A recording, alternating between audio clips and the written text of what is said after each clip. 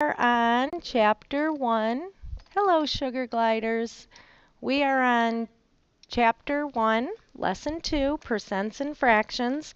I am going to have you read this or do this first page on your own. I think you should be able to read through it and understand the lesson. And then I will go over page 102 with you. So go ahead, read very carefully under the real world link. Fill out the graph and fill out the fractions at the bottom. We're talking about percents. Percents are always out of 100, so go ahead and do that. All right, let's get into the lesson now, page 102. I need to get us to the next page. Okay, page 102. The key concept, percents as fractions. In words, a percent is a ratio. We know what a ratio is. It compares two quantities. Okay, that compares a number to 100. So one of our quantities will be 100. So if I have a ratio, the bottom number is always going to be 100 when it's a percent. So let's look at our example. 45% means 45 out of 100, or 45 hundredths. So our model here is our 10 by 10 grid, and 45 out of 100 have been shaded in, so that's a model of 45%. Another model is our bar model. Okay, so what we do is we take the bar and we split it into, looks like 10 equal sections. Okay, so each section is 10%. Here's 10%, 10%, 10, and so on. If I counted all of those tens, there's 10 tens, that gives me 100%. So 45% here is 10%, 20%, 30%, 40%, and then half of that 10 would give me the 45%. So just different ways of looking at the concept of what a percent is. We have a visual there. So now mathematically, to write a percent as a fraction, first write the percent as a rate per or out of 100, and then simplify. So let's look at our example. Number 1, write 50% as a fraction in simplest form. 50% means 50 out of 100. They wanted to show it to you using a model so you can visualize it.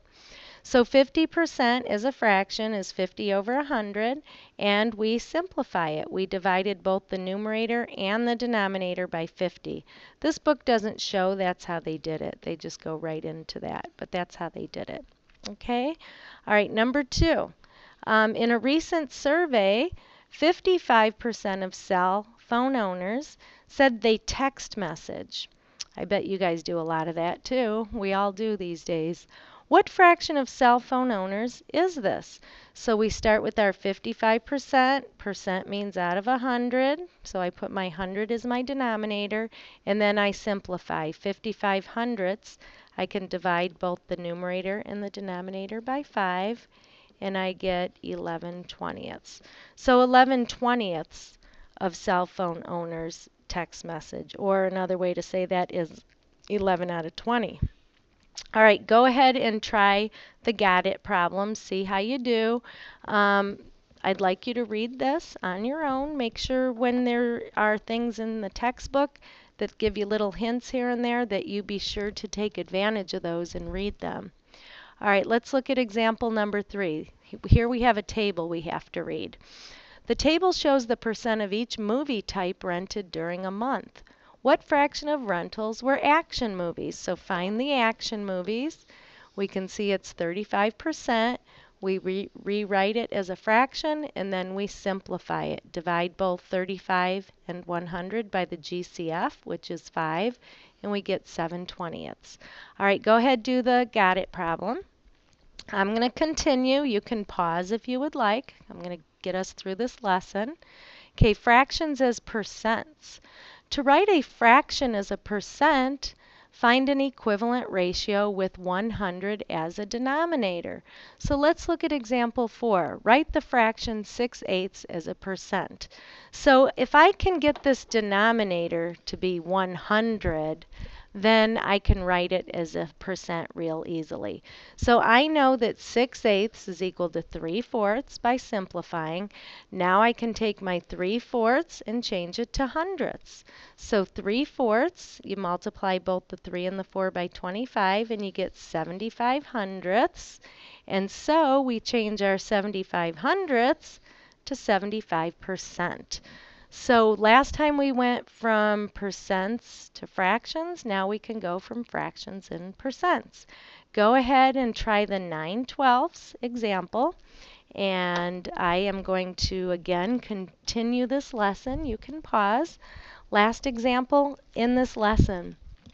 Mitch made 12 out of 40 shots during the championship game. What percent of his shots did Mitch make? So 12 out of 40, I'm going to take a look at that denominator of 40. I know I can't change 40 into 10 or 100, but I can simplify 12/40ths. So if I divide both numerator and denominator by 4, I get 3/10.